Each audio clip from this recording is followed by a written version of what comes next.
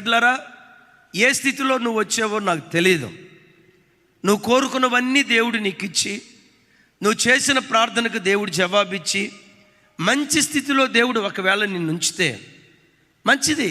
ఆ స్థితిని బట్టి ప్రభుని స్తుతించు. ఒకవేళ నువ్వు అడిగింది ఒకటి, నీ జీవితంలో జరిగేది ఒకటి. నువ్వు ప్రార్థించింది ఒకటి, నీకు వచ్చిన ప్రతిఫలం మరొకటి.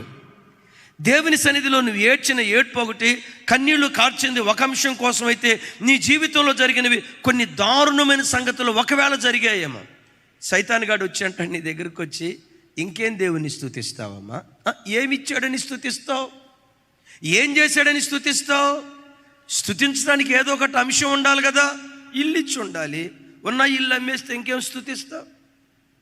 ఉద్యోగం ఇచ్చి ఉండాలి, ఉన్న ఉద్యోగం పోతే ఇంకేం స్తుతిస్తావు? ఆరోగ్యం ఇచ్చి ఉండాలి, అనారోగ్య పాలైతే ఇంకేం స్తుతిస్తావు?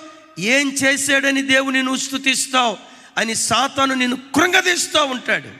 నీవేం చేయాలో తెలుసా?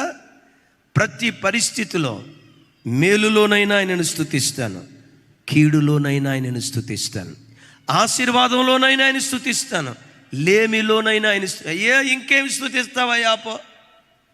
ఇంకేం స్తుతిస్తావు? సమస్తాన్ని కోల్పోయావు. యోబుతో మాట్లాడితే బైబిల్లో రాయబడిన మాట, యోబు లేచి బూడిదలో పరుండి బట్టలు చింపుకొని, యెహోవా ఇచ్చెను, యెహోవా తీసుకొని పోయెను, ఆయన నామమునకు స్తుతి కలుగునుగాక.